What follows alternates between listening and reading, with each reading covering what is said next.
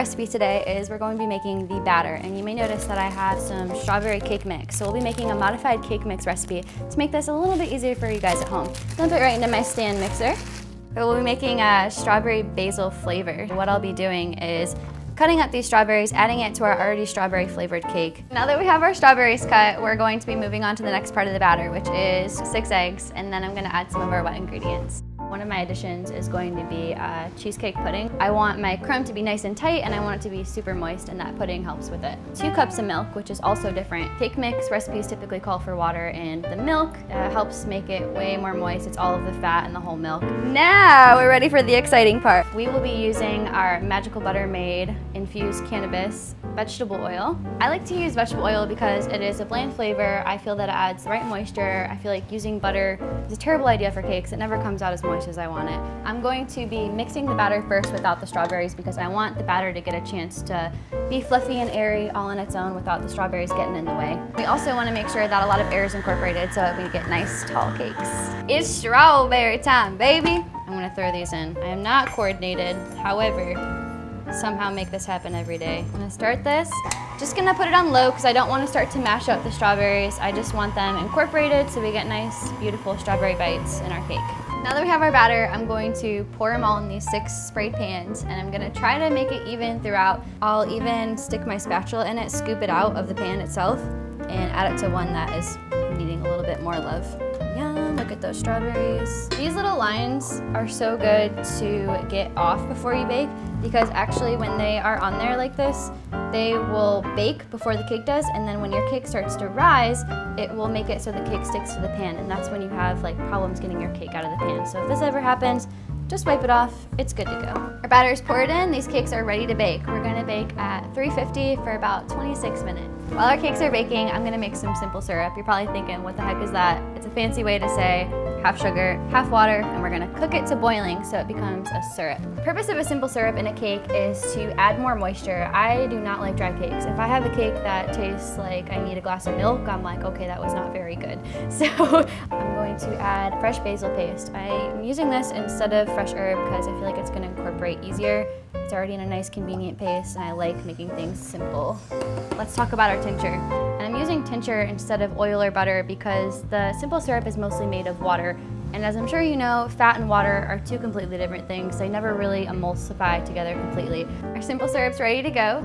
We're gonna strain out some of the basil so it still has the flavor, but none of the chunks. Ooh, ooh, looking good. So now we're starting our traditional Swiss meringue buttercream, and I'm gonna start by cracking some eggs. Swiss meringue buttercream is different from American buttercream because it doesn't use powdered sugar. It doesn't really have that gritty feel in your mouth. So this is how I like to separate my eggs. I feel like it's the best way to get the most yolk removed and the fastest.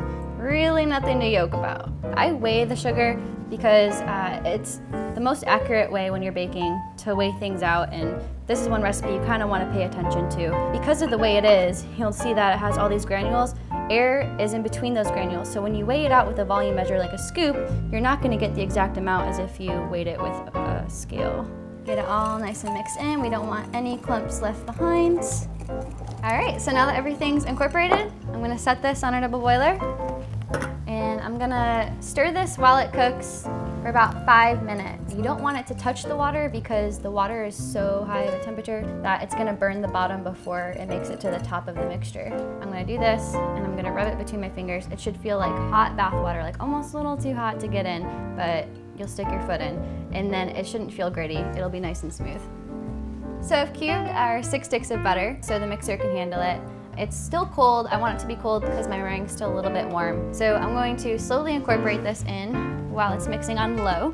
I used 5 sticks of regular butter and 1 stick of the infused butter. So we have our infusion in the 1 stick, and then the rest of it, you get your nice butter flavor for the buttercream. So now that our buttercream is super fluffy, incorporated, we are going to add in our salt, which is about a teaspoon, and then a teaspoon of pure vanilla extract. And I'm gonna let this mix again till it's incorporated, about a minute or 2 on medium speed. We're gonna be making a pink and green buttercream today, which is gonna be the inside and the outside design of the cake. And we're using oil-based color. You don't wanna use water-based because it will look really streaky. The colors won't come through the way you want it to. Looks super cute with the green. Fits our strawberry basil theme, but more importantly, our infused Valentine's Day theme. Now that our cakes are cooled, I'm gonna trim off the tops. We're gonna use our Basil THC infused simple syrup, soak those bad boys, and start assembling. The simple syrup is putting in a lot of the moisture that was baked out, so every bite is super ultra fresh and tasty. It's time for the fun part. We're gonna start stacking in cake icing until we have a skyscraper of a cake. I like to start from the inside and work my way out in like little S motions. You can see me make these little S's throughout. So what I'm gonna do is I'm gonna look at it eye level, and I'm going to pick the highest part on the cake, which I think is about right here. I'm gonna stick my straw in, and I'm gonna wiggle it around to kind of make a mark on it. I'm gonna take the rest of my straws, I'm gonna hold them alongside of it, and then I'm gonna cut right where that mark is. And then I'm gonna go around the cake. You see how this one looks taller than it is? This way you know that it's even and you're not going around measuring each one. You know that they're all the same height, and it makes a nice even surface. The board is gonna rest on top of this, so all of the weight of the next cake is actually resting on the straws in this board. It's not weighing on this cake at all. Looking good, looking good. So crimping our cake involves putting on a thin layer of icing around the cake before you put the whole thing on. This is just a little bit to lock in any crumbs that are falling out so you don't see them on top of the cake. I'm giving it all the support it can get right now just because it is such a tall cake and I have a lot of decorating to do still. All right, let's get this bad boy in the freezer. Because I was thinking it would be cool to make some chocolate heart lollipops to put on top. I have pink chocolate.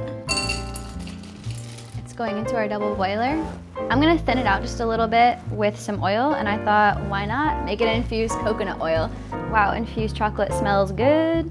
So now I'm just gonna loosely make a heart and put your own flair into this. If it doesn't come out a perfect heart, I think that's okay. I don't think mine's gonna be perfect, and I still love it. Now I'm going to decorate it with some sprinkles. And we're gonna set this in the fridge to cool. So I'm gonna take the leftover chocolate from our lollipops that we just made and make some ganache with this cream. So all I have to do is warm the cream, and then once that warms up, I'm gonna pour it in with this chocolate. This is gonna be the drip that's going down the side of the cake, so I really want this to pop. That color is poppin', I love it. We're ready to start decorating.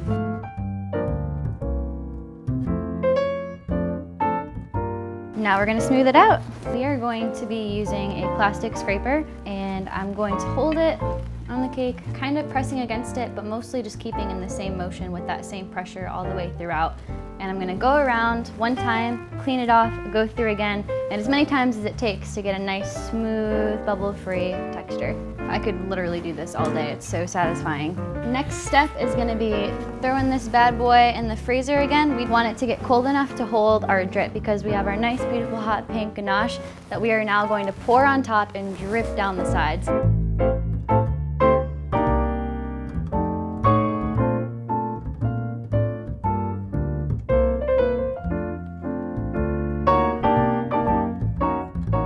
Sea of emotions, but mostly just ecstatic because my brainchild has come to life now and I love her. She's so pretty. There you have it. I'm Alicia McCall, doing it all in the Magical Butter Kitchen. Follow me on Instagram, the girl with the whisk tattoo. Happy Valentine's Day.